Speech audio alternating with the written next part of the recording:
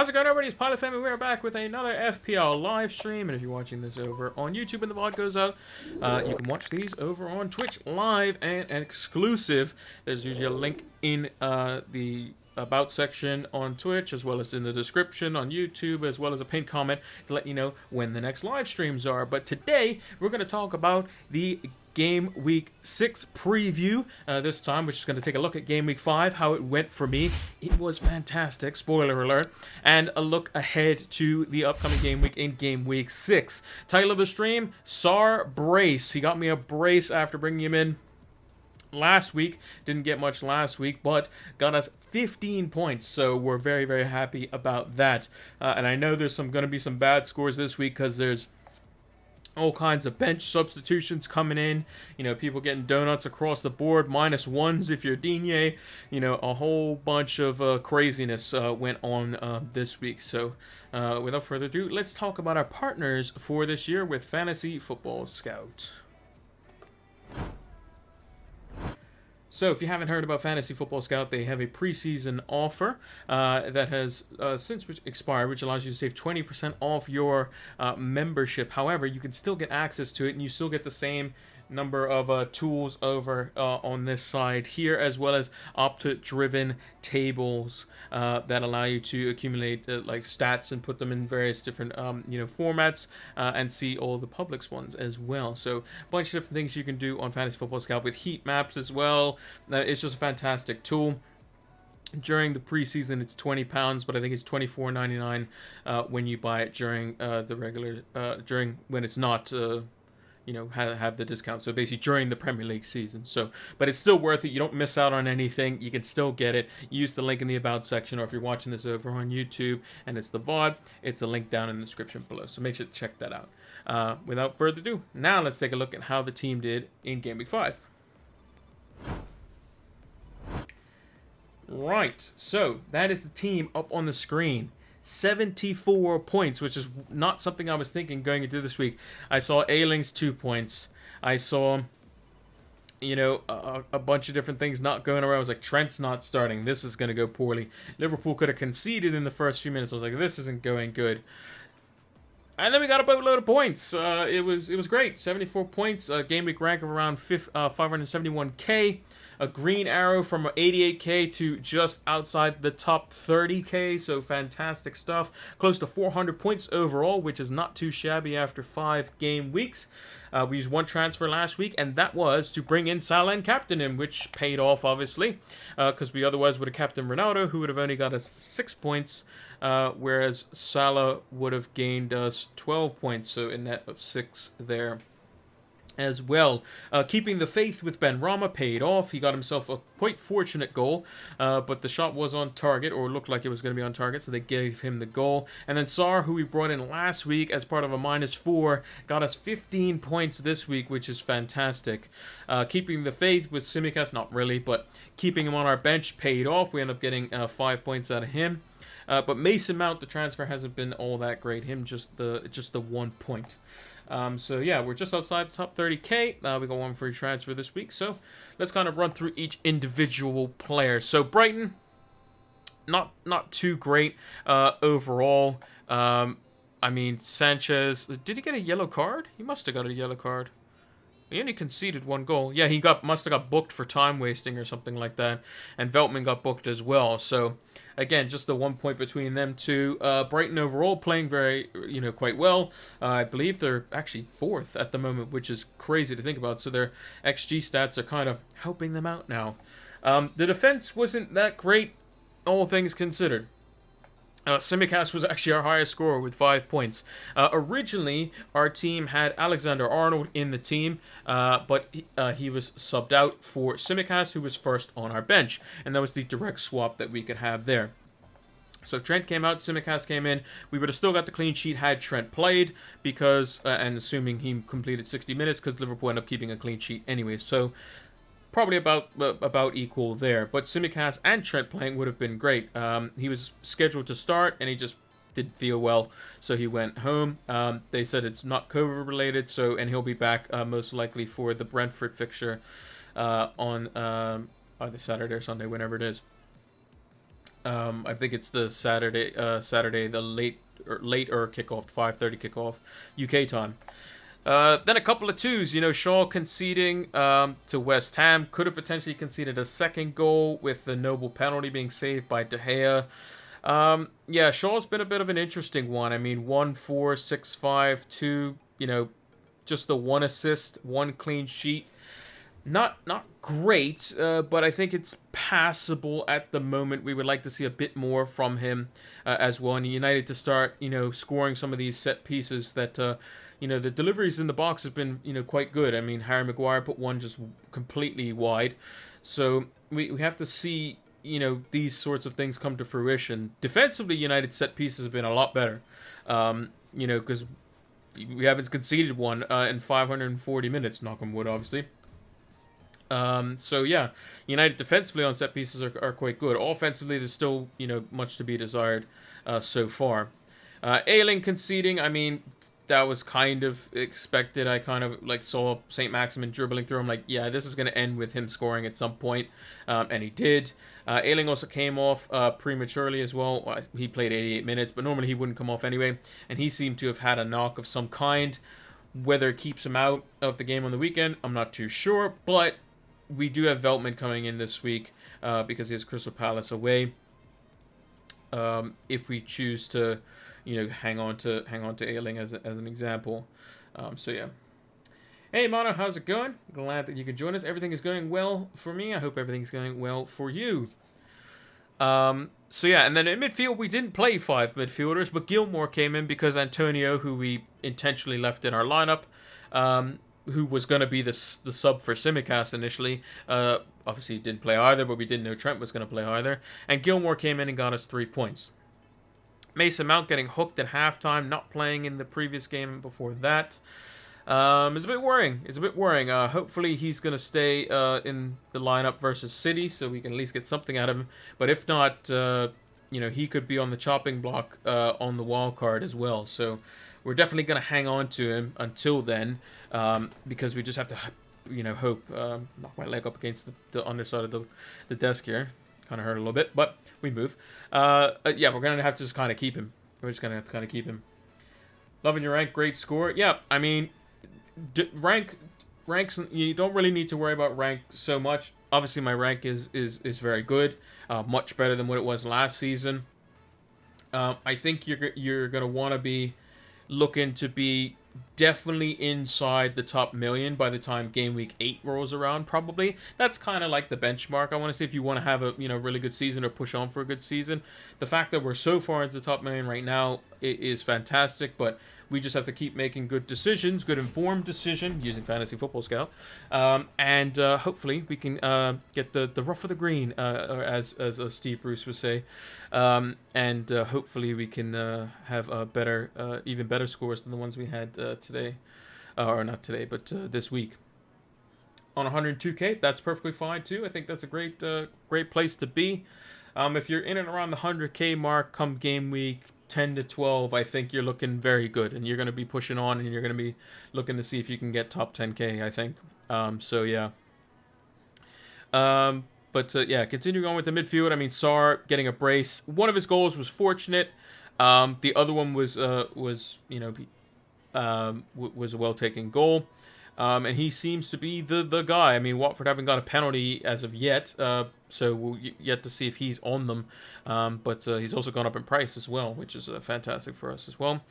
Ben Rama, like we said, lucky goal because it was deflected, but we take those.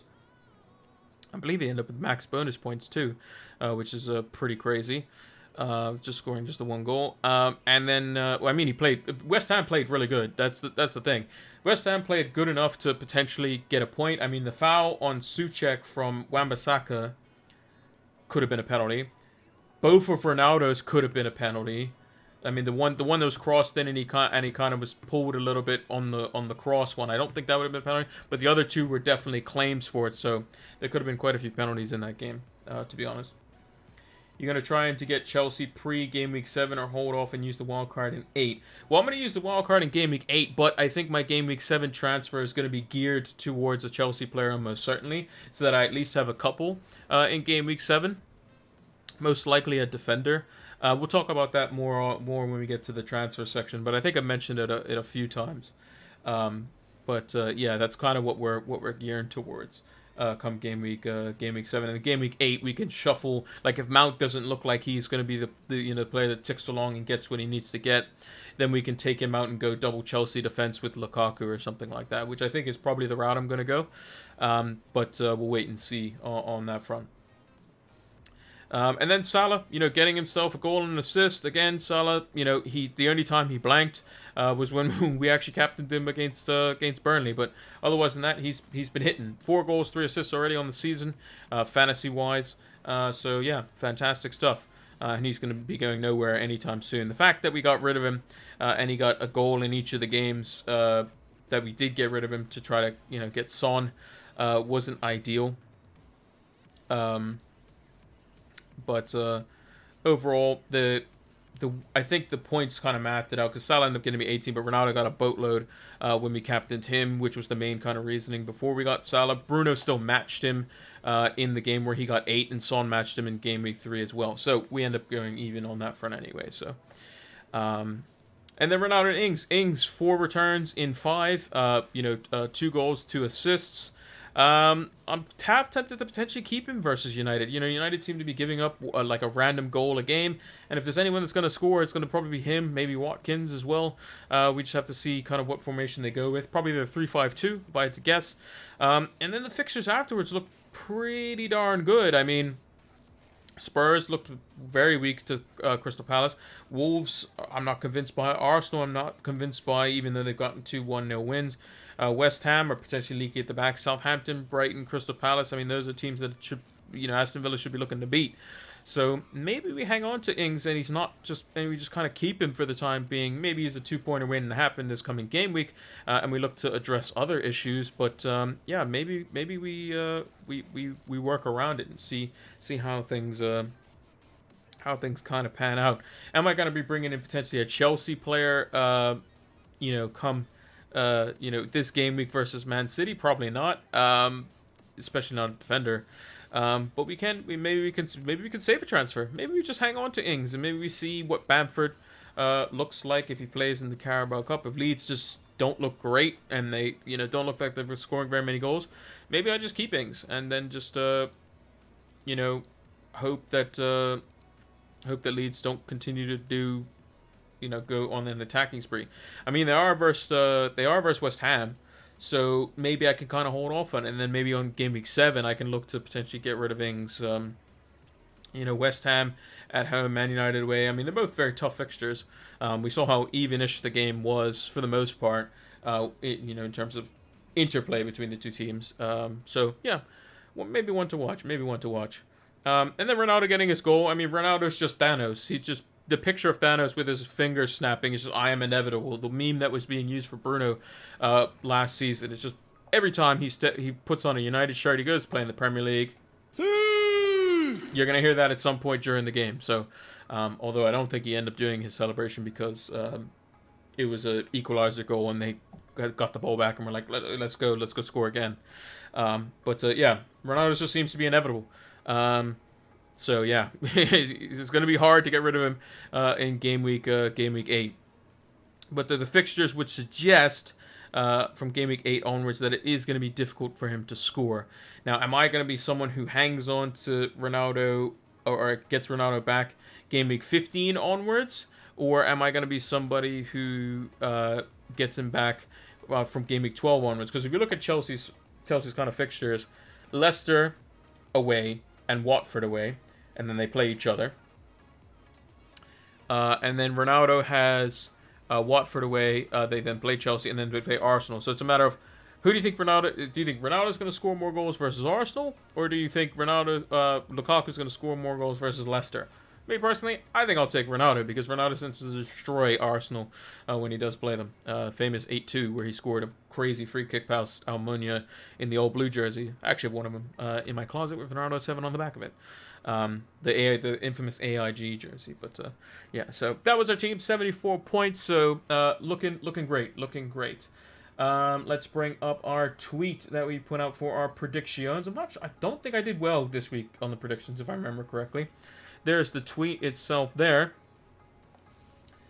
So yeah, let's see how we did this week. If you don't know how the predictions work, basically, if you get the exact score right, we do this every week. We posted it over on Twitter. You get the exact score right, you get 3 points. So if I had predicted Newcastle Leeds to be a 1-1, which I didn't, I would have got 3 points. If you predicted the result right, so had I predicted a draw, but let's say it was 2-2 I predicted, then you get 1 point. And if you get the result completely wrong, then you get 0 points. So as an example, this first two, Newcastle Leeds and Wolves Brentford, I didn't get anything.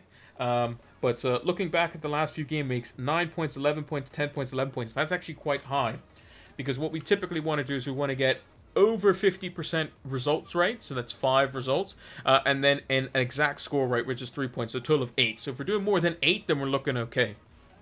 Especially if we're getting at least 50% of the games right, results-wise. But yeah, Newcastle versus Leeds. 1-1, Leeds could have potentially scored an extra one, but so could have Newcastle. So it is a bit tricky to say on that one. But an entertaining game for a Friday night one. I think it was a good way to start off the week, to be honest. Not with Rafinha getting a somewhat of a fortunate goal with a Bamford assist. But yeah, I think I need to change the pen color here. Yep, there we go. Wolves Brentford. Wolves very disappointing. Very, very disappointing. Brentford showing that they deserve to be in the Premier League. Very energetic. Mbeumo and Ivan Toney linking up for the second goal. Ivan Toney very composed on penalties as well. So again, very, very good stuff from Brentford. And maybe they might just be like the next age of Brighton, as it were. A team that's very built around stats, efficiency, and all that sort of stuff. They could be the next ones in there as well.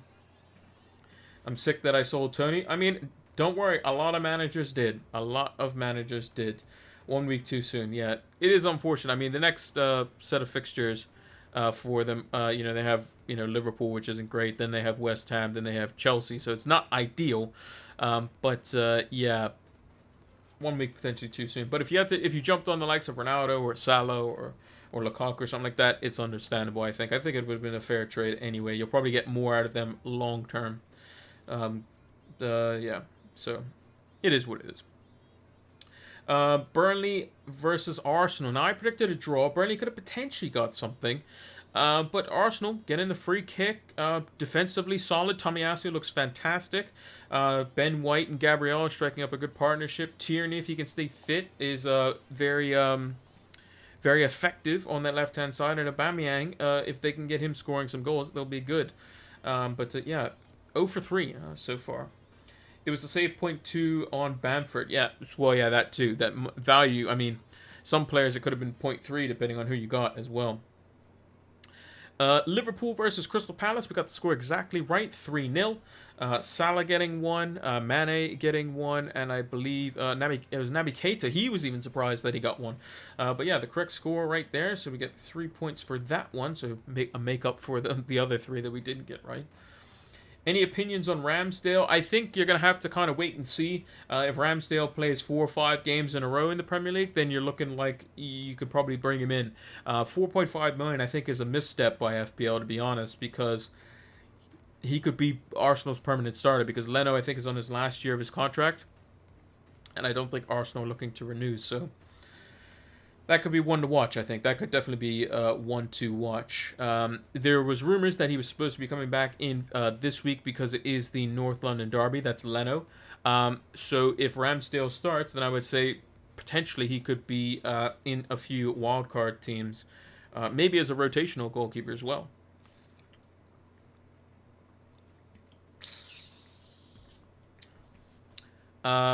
Next, we have Man City versus Southampton. I mean, I've watched that foul back a few times that Kyle Walker did to give Southampton potentially a penalty, and I'm still confused as to how it's not a penalty.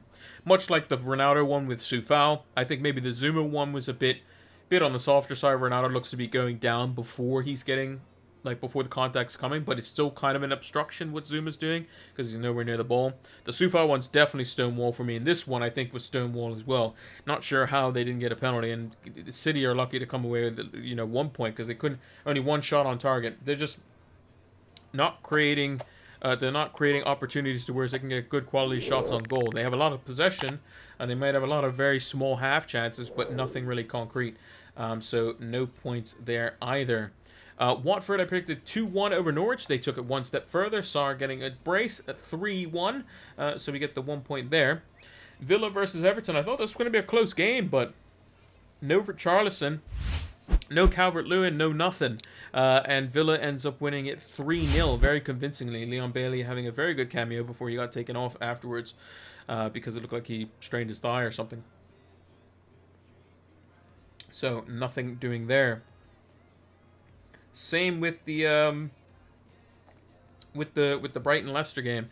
Thought it was going to be close. I thought it was going to be nip and tuck, but Brighton showing what Graham Potter and their team is all about, getting themselves a penalty, which I think they would have been quite fortunate to get, because the reason the handball occurs, in my opinion, is because the defender is actually being dragged down, which forces him to kind of go lift his arm up because of just straight balance purposes. But Leicester nicked one back through Jamie Vardy and ultimately couldn't get the win. So we got our decision wrong there. United West Ham, we predicted 3-1. It was 2-1. Almost could have been 2-2. Could have been 3-1. It could have been a bunch of different scores, but we got the result right there. And then Chelsea, we predicted 2-0 over Spurs. It was 3-0. Rudiger getting a very late goal through Timo Werner's assist. So anyone who got in Rudiger beforehand, I applaud you. I'm definitely looking to get him come game week 7 or 8. It depends on what my transfer is for 7. So just the 1 point there. So only 4 results correct, which isn't ideal. So 7 points. So we're kind of one or two off where we kind of want to be. So not ideal. That's a lowest score thus far. But I feel like this week was difficult prediction-wise anyway, because you had a lot of games that were kind of close. Like Newcastle still could score, but Leeds were in poor form. All things considered, and we didn't know if it was opposition or if it was just them. Wolves looked to be doing well. Their stats show it, but Brentford quietly going about their business. Arsenal were terrible in the first few games. Now they've got back-to-back wins. Liverpool, pretty easy to predict. Chelsea, almost predicted their score. Chelsea and Liverpool, I can pretty much nail on the head most weeks. City, again, City's been a bit interesting in terms of predicting them. Watford, I kind of figured that was going to be a win. The Aston Villa Everton game, I think, could have gone anyway if Calvert-Lewin and Richarlison were fit. And then Brighton, just underestimating Brighton, I guess. I mean, I have 2 of their defensive assets, but Brighton are very good. But they're like United in the sense they kind of can concede a really random goal every now and again. And I think the Jamie Vardy one, they'll be kind of kicking themselves that they conceded that. Let's bring up the predictions notepad for this week. So we're going to move that out of the way. So we got a lot of cool fixtures this week. Some very interesting, spicy fixtures, in my opinion.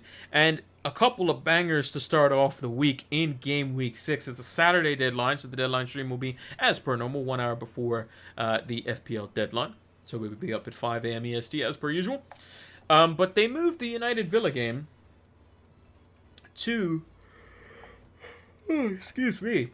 Pardon me. They moved it to the 12:30 UK time kickoff because of some concert or something that they were worried about, like traffic.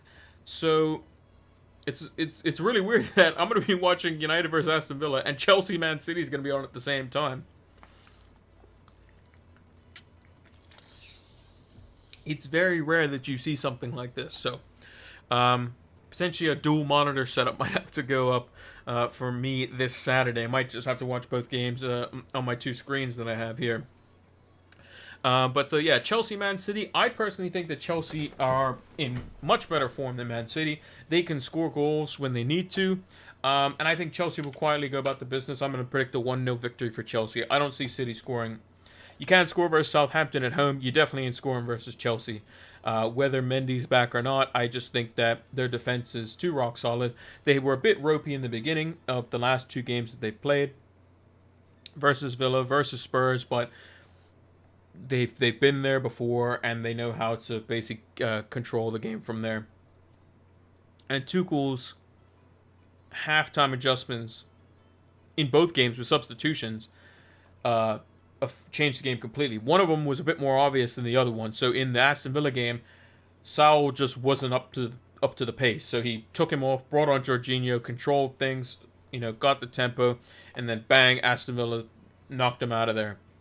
Versus Spurs, I was thinking, why is he taking off Mason Mount? He's bringing on N'Golo Kante and going to more of like a 3-5-2 system.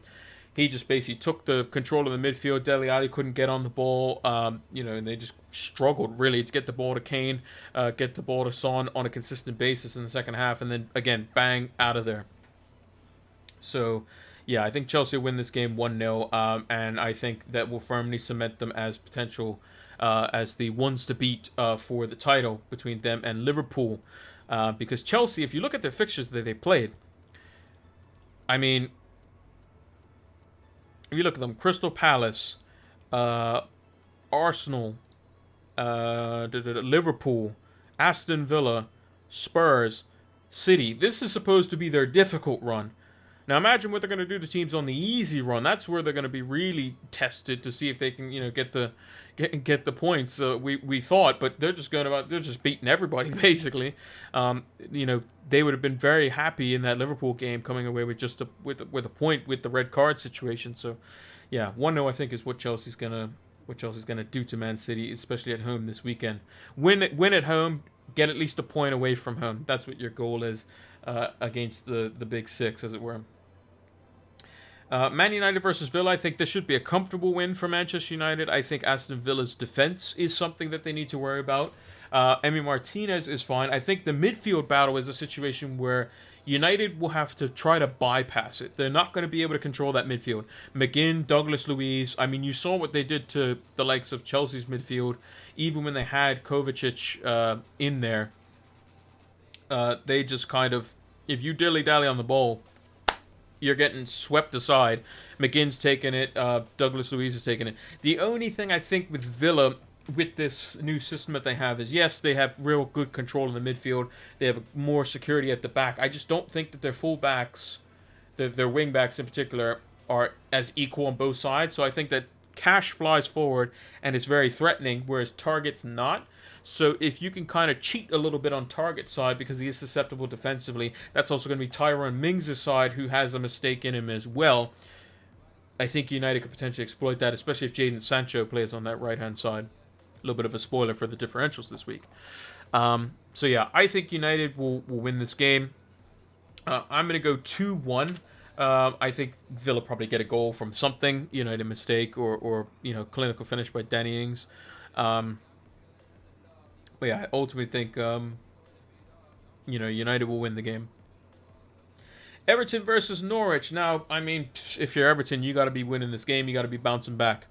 Otherwise, there's going to be a whole bunch of nonsense thrown at Rafa Benitez. I mean, he's under the cosh after one game, but if he loses back-to-back games, especially one of them being to Norwich at home, which you should be getting 3 points all day, every day, it's going to be squeaky time, as it were, for him. So I think Everton need to win this game. I think they'll do that, though. I predict them to win it quite comfortably. I'm going to go with a 3-0. Yeah, I'll go 3-0. I think they should, even with their defensive mistakes, I think Norwich just not up to it attacking-wise. Leeds-West Ham could be interesting because I think this could go very similarly to how the Newcastle-West Ham game went as well. With West Ham still coming out on top, I still think Leeds will get something. But I think Leeds can definitely score 1 or 2 here. I'm going to go with a very exciting 3-2 in favor of the away team in West Ham in this one. Leicester versus Burnley. I think Leicester defensively have much more questions than answers, personally. Burnley, although don't have much going forward, although they do look threatening, they just seem to be over-eager, let's say, when it comes to pressing and that sort of stuff, and they can get caught out, which will favor Leicester. So I think Burnley maybe get something off like a set piece or something, so I think they score. But I think Leicester get back to winning ways, and I think they'll win it 2-1 quite ultimately comfortably in the end, I would say. Watford versus Newcastle. I think Newcastle are there to be got at. I think Watford can definitely score. I think both teams are going to look to play on the counter, which could result in like kind of a stale kind of game. Watford played against Norwich quite well. Do I think Norwich is someone that's on equal ground to Newcastle? Probably not. But I think they can be comparable in some ways. They have like a talisman for their team that plays in the front line. So Pukki versus St. Maximin, completely different players, obviously. In defense, they want to sit back off you and from Norwich this season. I mean, they still want to have some bit of possession, but they do fly forward quite quick. And Newcastle are very similar. So maybe Watford already has the blueprint to beating them. I think Watford probably still concede. I think St. Maximin probably dribbles past 6 players and scores. But I think Watford potentially open them up. And I'm actually going to go with a 2-goal cushion for Watford. I'm going to go 3-1, hoping that Sarr gets something in that. But I think Watford should open them up quite nicely. And their home fixtures, in the Championship at least, have been their more favourable ones. Brentford versus Liverpool. Now, I think this could be quite tough for Liverpool, to be perfectly honest. I think Brentford are going to be a team that they're going to want to play. And cause, like, I wouldn't say problems, but at least ask questions of Liverpool's midfield and Liverpool's defense.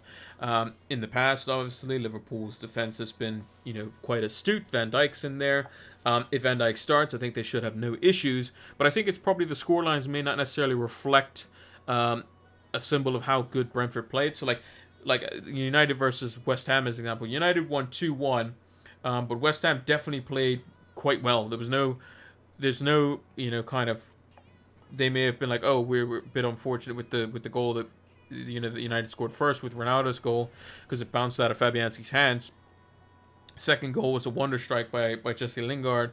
But they've still played well in that game. I think Brentford can still play well and lose in this game. So me personally, I'm going to go with just a 2-0 win for Liverpool. I think they still keep a clean sheet. I still think Brentford have chances in this game. Just a matter of can they take them. Because I know Liverpool will. And if Brentford try to go on the attack, Liverpool's counter press and counter attack could be quite devastating for them. Southampton versus Wolves, I think getting a point versus City is going to help them tremendously. Going back home, I think that they can definitely get something there. Both teams will probably not get the result that they want. I can see both teams conceding, and I'm just going to go with a 1-1. Arsenal versus Spurs. Now, this game is probably the toughest to call. Now, normally in past seasons gone, you would say, oh, Arsenal's definitely going to win, or Spurs is definitely going to win. There was periods where you knew who was going to win out of these two teams. Like, you just knew. Like, when Kane and Son are firing, you're just like, coming to North London Derby, Arsenal's playing like, absolute rubbish. And you're just like, yeah, Spurs are definitely going to win this game. No questions asked. Or if it was back in, the Vieira Henry days, you were going into just like, yeah, Spurs are getting slapped here type of thing. With this, Arsenal got 2 1-0 wins, but didn't look good in their first 3 games. Spurs were, they were doing well. Last couple of games, not been so great. Not really sure where to go with this one.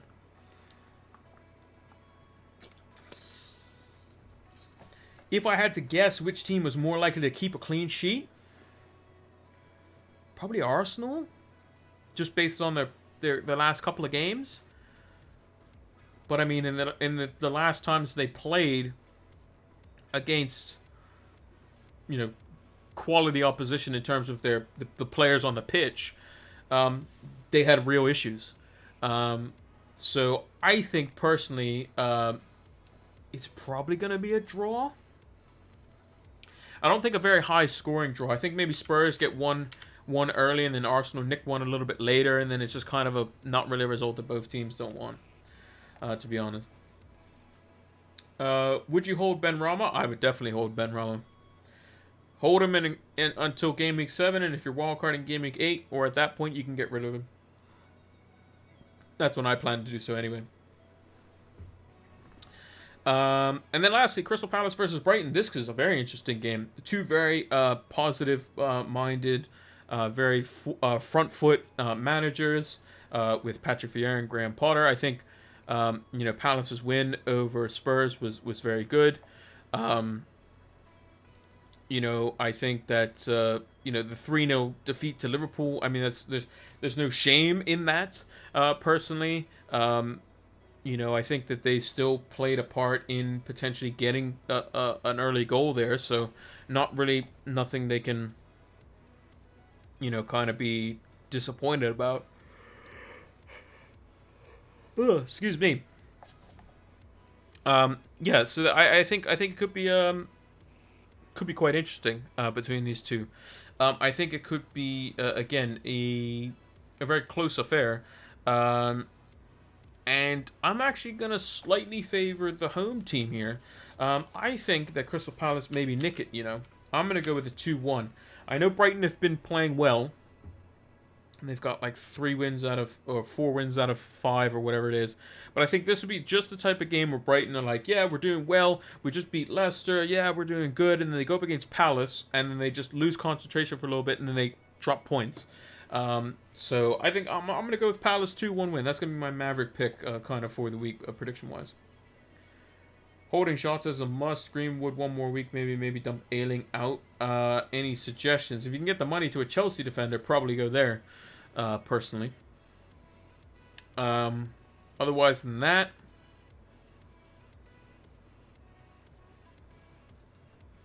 not really too sure, to be honest. There's not many defenders that aren't premium that I'm really looking at saying, I definitely want that player. Yeah, it's a bit rough, to be honest. Yeah, and Chelsea plays City as well, so... I mean, the defenders that I'm looking on my wild card are Liverpool defenders, City defenders, Chelsea defenders, but they're all expensive. So maybe Livramento, if you haven't got him. Home to Wolves could be okay. And actually, while we're talking about Livramento, I saw that he was potentially rising in price tonight as a possibility. So these are predicted prices. We have Alonso, Damari Gray, Livramento, potentially going up in price, but Sanchez and Ben Rama are close to going up as well. These are, again, predictions. Lakonga, Lucas Moore, Amarte, Long, that's Southampton, Che Adams, Danny Ings, don't want to see him go down, that wouldn't be ideal. Callum Wilson, Edinson Cavani, Chris Wood, Ashley Barnes of Burnley, and Ashley Young, Dendonker, and Dean Henderson, all close to going down in price as well. Those are just estimations as well. So he was in my consideration. He's up tonight. Yeah, I mean, Livramento, if you just need a defender for a one-off before you start looking at Chelsea defenders and whatnot, then, I mean, it makes sense. Or if you just want to hold a transfer and just say, kind of, I'm going to play Ayling, then it is what it is. But, again, I like to wait and see on these sorts of things. If things goes down, will I be upset? Yeah, of course. It won't. It's not going to break. It's not going to be the end of the world. If I'm 0.1 short on something, I'll have to find a different way about it. So, it is what it is. Clean sheet and differential picks.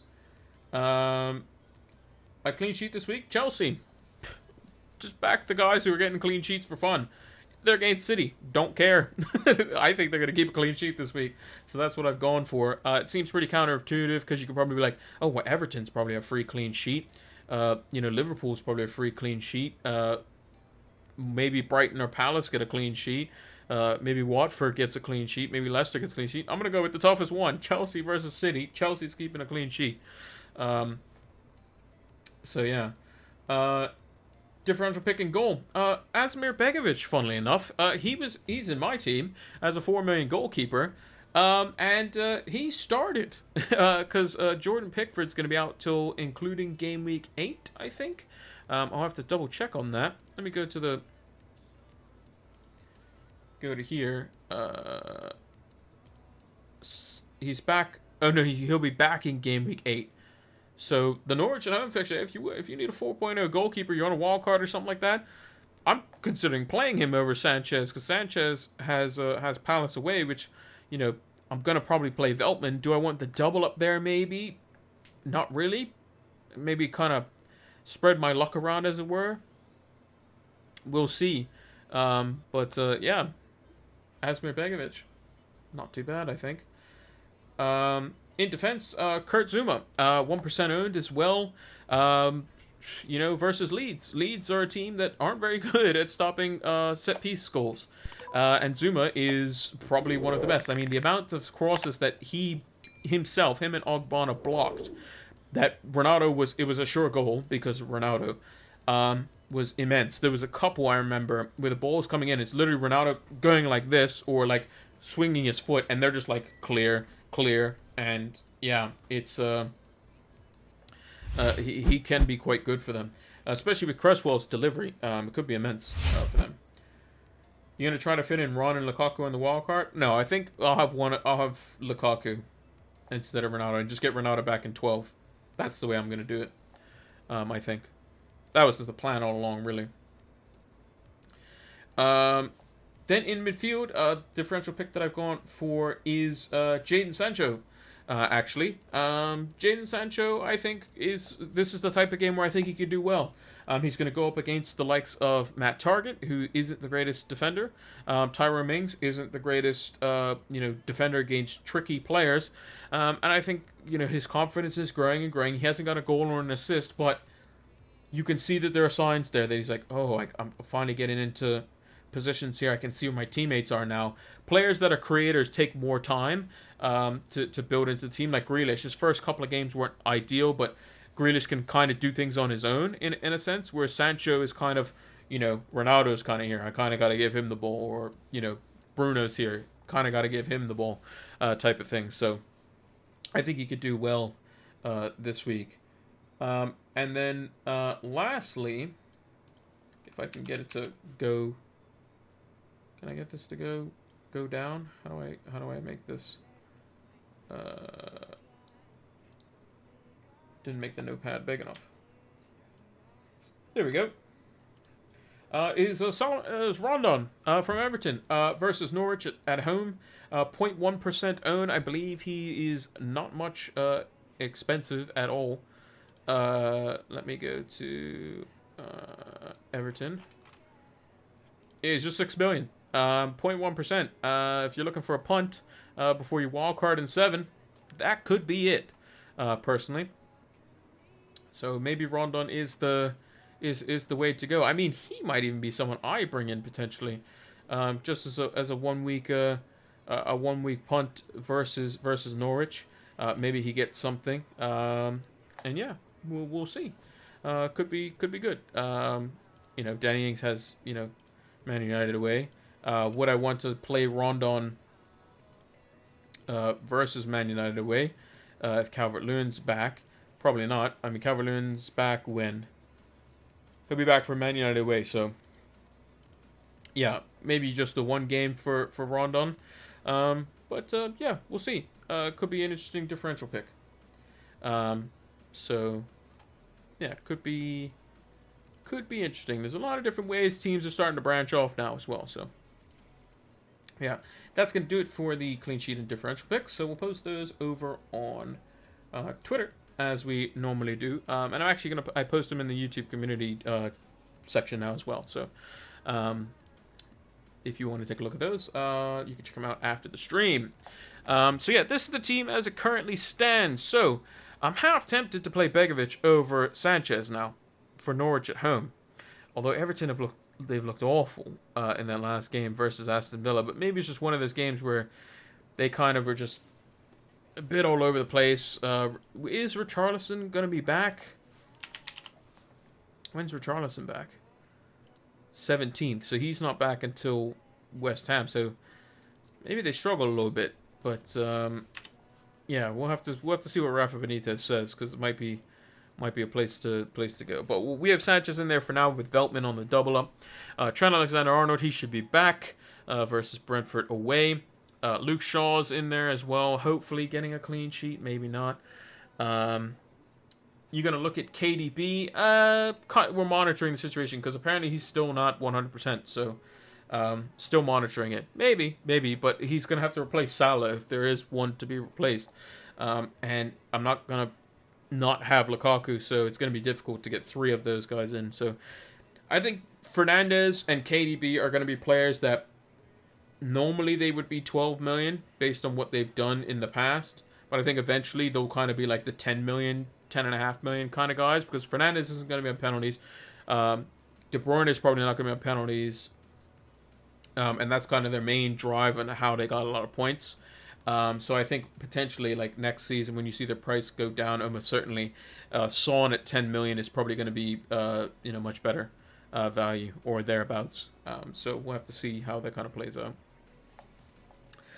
In midfield, Mason Mount, we're just going to play in there and hopefully get something, and hopefully he gets more than 45 minutes this time. Ben Rama has been excellent for us. 12 points in the first 2 games, 10 points. What's that? That's 24. He's got 39 points across 5 games.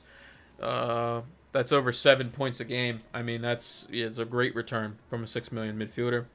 Ismail Sarr getting us we brought him in for the Wolves game. We brought him in for this little fixture. These 3 fixtures. So Newcastle at home. If he gets a goal or an assist in these next 2, I think we're looking fantastic for that run. That would have been basically a return almost every game. So great for him.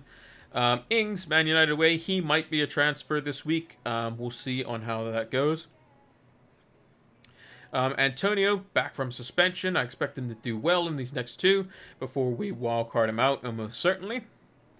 And then the captaincy. It's going to be Salah versus Ronaldo this week. What is the captaincy looking like?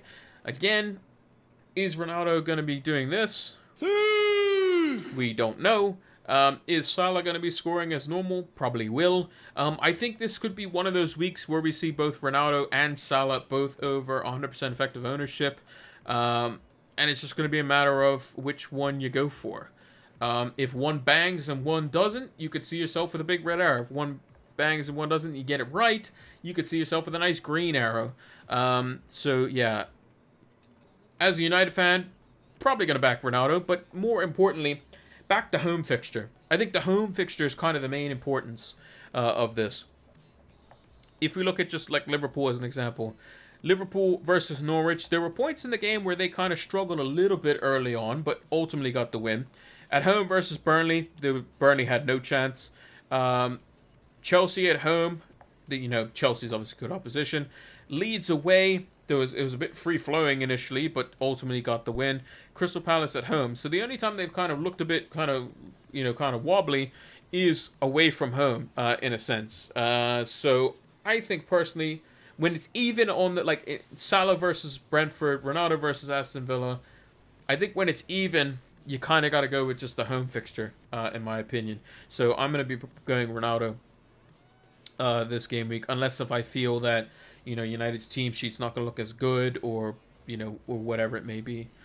And then on the bench we got Tsimikas for a sub, because why wouldn't we? Gilmore, then Ayling. If Ayling doesn't play this week, then might be interesting. But Begovic could definitely come in for Sanchez, for sure.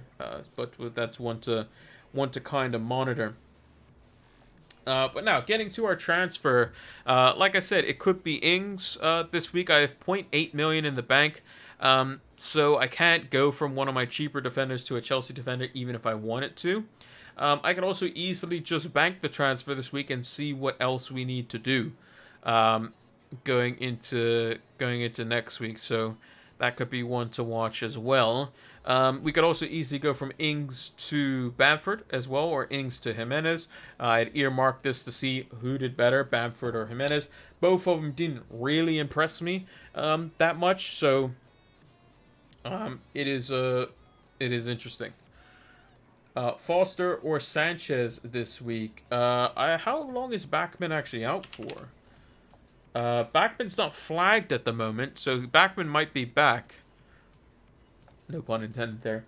But if Ben Foster was playing, I mean, I'd probably say that Crystal Palace probably have less chance of scoring versus Brighton than Newcastle do versus Watford. So I don't know, it's a bit tricky. But I would just play Sanchez. The only reason I'm considering Begovic is because I know he's going to play, and he's versus a team that doesn't score very many goals at all.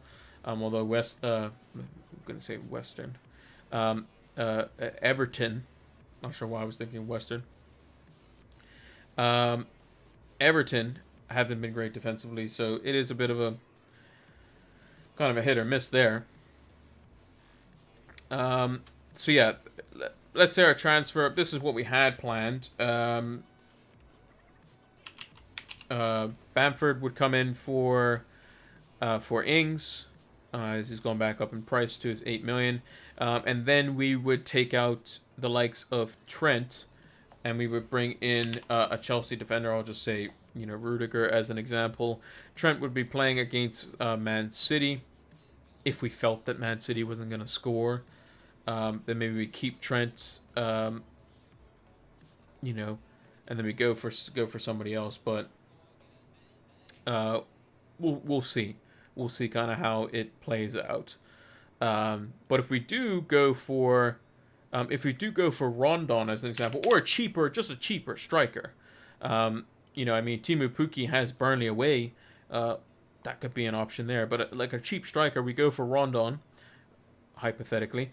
Then we can go from one of these cheaper defenders, like an Ayling, like a Tsimikas, like a Veltman, and get one of these more expensive defenders in.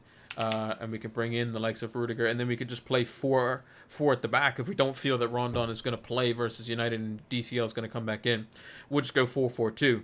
We'll play either one of Ayling or Veltman, our other three premium defenders, Salah, Sarr, Benrahma, Mount, and Antonio Ronaldo up front, and captain whoever, Ronaldo probably. Or St. Maximin. St. Maximin's another one as well. It's a good shout. St. Maximin, what are his fixtures looking like? Wolves away. I mean, that's definitely possible. That's definitely possible.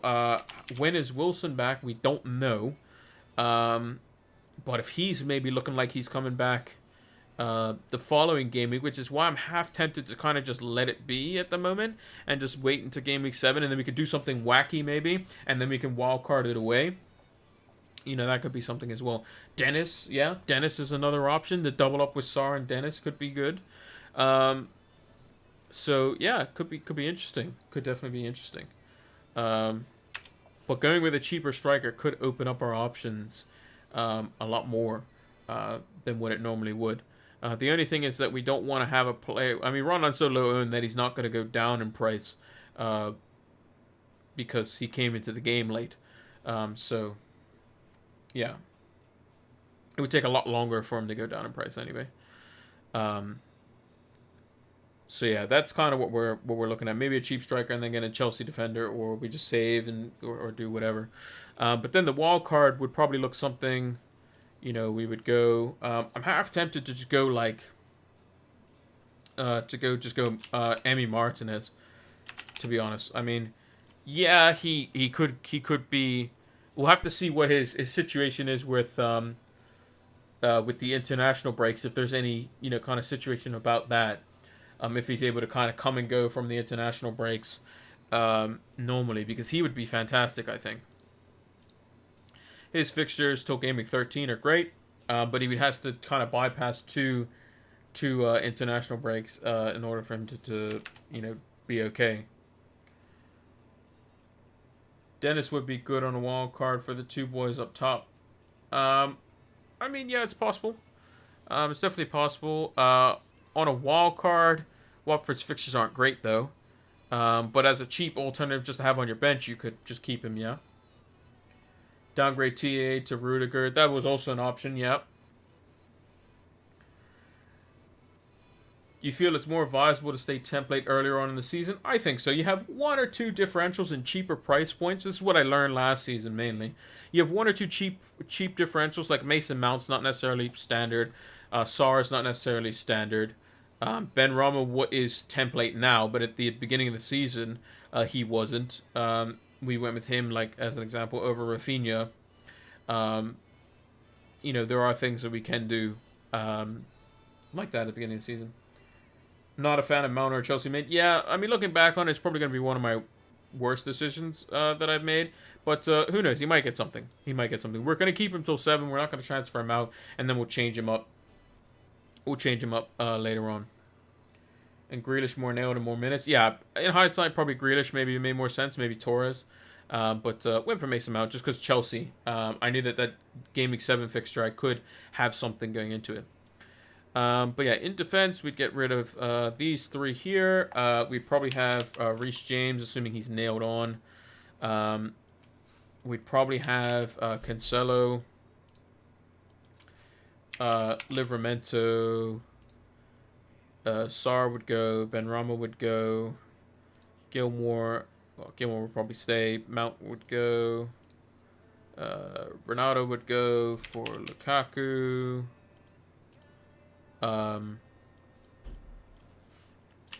And then up front, we could go for the likes of Adam Armstrong, who has a very good run of fixtures from 8 until 12.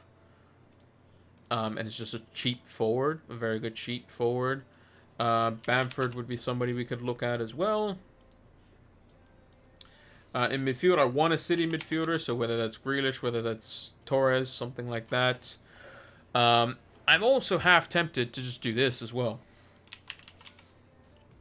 Just go 5 in defense. Just get the best defenders in the game. Just literally get the best defenders in the game that get you points week in, week out. Stop messing around with these mid-price midfielders that just don't get you anything. And, you know, go from there. To be honest. The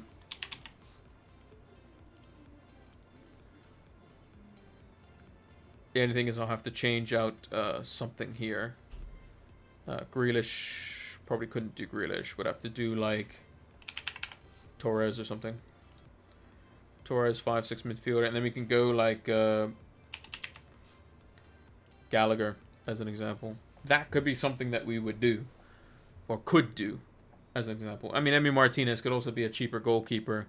Then we can upgrade Gallagher to somebody better. Like, if we wanted Rafinha, as an example, and just play, like, just Rafinha, Torres, Salah every week. You know, we could have, instead of we can have, like, I'm just going to pick whatever goalkeeper, but yeah, Reece James's game time would be a bit of a nuisance. In which case, if we were really concerned about that, we could go with Mendy and then get, like, Livramento or something like that. The only issue would be is that be a lot of money in goal, and then we'd have to play Livramento, Gilmore, or Sissoko basically, which isn't ideal. But Livermento's fixtures are very good, so I wouldn't be opposed to that. It would just be very difficult to kind of navigate back to something more appealing. This a wild card? Yeah, it's kind of just me kind of thinking out loud. It's just finding there's like. After Rafinha, Salah, and like a City mid, I don't really know what I can do in midfield. Because there's no real midfielders in the mid-price that I'm looking at thinking these guys look, you know, good. Like if I go like even 7-5, 7-6 down. You know, Benrahma's looking good, but his fixtures, you know, aren't great. Sarr's looking good in a couple of games, but his fixtures aren't great. Then you got Kovacic, who's just been lucky there, I think. Gallagher could be good. Gray, I'm not really convinced. Decore's looked okay. Torres, if he plays game in, game out, he is the one, to be honest. If I knew Gundogan was playing game in, game out, although he's not fit, I don't think, he could be the one. I guess it's just about nailing that City midfielder, to be honest. If we can find that one City midfielder out of these bunch in the cheap brackets, whether it be Gundogan, Bernardo, Grealish, Torres, which one of those is going to be, you know, popping, then, you know, we could be in with some points. So maybe Grealish might be the one to go for. So Rice ain't bad for 5 million for that, but yeah, he's never going to get anything tangible, really. At least I don't think. Benrahma's minutes may also fade too. Yeah, come Europa League, because Vlasic obviously played as well in the last game, but he could play false 9 as well. It might be the Antonio replacement when he's out or whatever. So, but Benrahma's also susceptible to potentially getting subbed, so we'll have to see. But yeah, it's still a ways away. Still messing around with it. But yeah, would like a little more expensive of a goalkeeper. Would like to go big at the back, to be honest, because I think just, you know, if you get 6 points across 4 defenders, I mean, you got yourself a good base there. You get yourself a captain that's got a double-digit score. you're looking at almost 50 points from 5 players. I mean, and you're looking solid. The only obviously issue is that if they concede, then it's not great. 0.8 million. 0.8. So this week I can't really go to a defender that I really like because I don't trust Wolves. I don't trust Wolves at all. And all the 5 million defenders don't really, I don't really like them.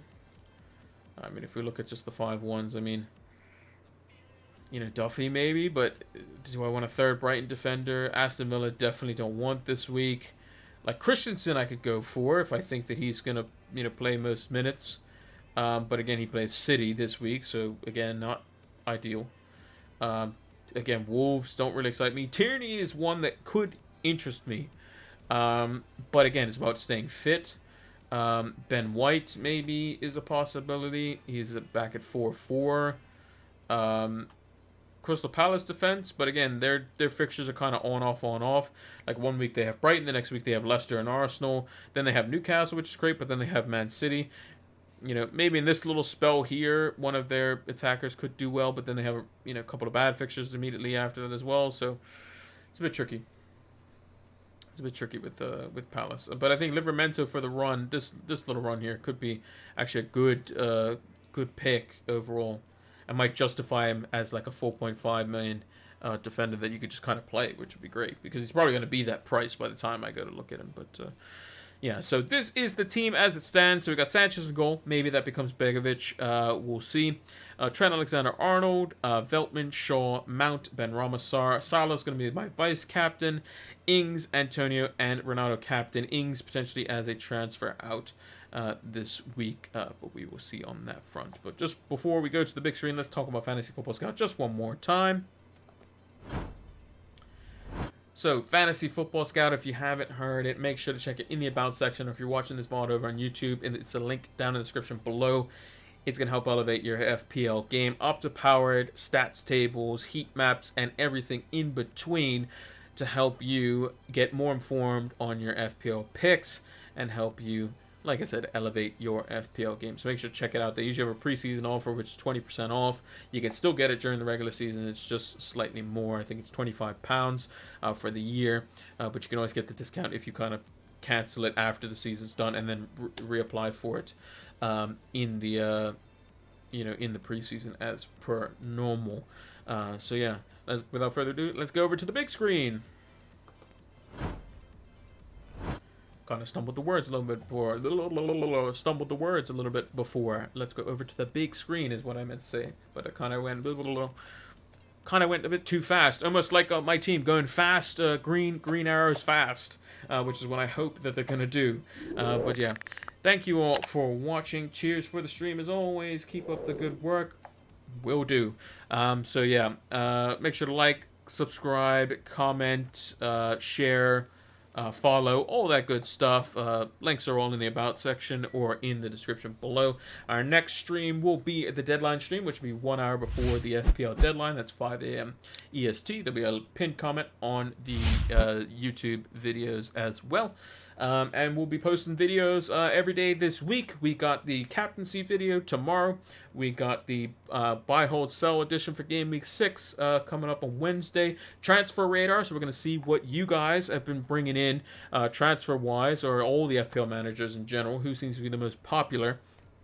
And then the lineup preview on Friday and the deadline stream on Saturday. So make sure to check that all out. The tactics talks will come back this week almost certainly versus Chelsea and Man City. Just didn't want to do one this week. I felt it was kind of rudimentary with the Chelsea Spurs game. I thought it was pretty straightforward. It was just a very same-ish Chelsea performance. I almost did it on the Man United West Ham game, but I thought the controversy was kind of threw the game off, took kind of the excitement out of the game until De Gea then made a penalty save. So, but not really much to analyze there. You either score the penalty or you don't. But yeah, that's gonna do it for this one.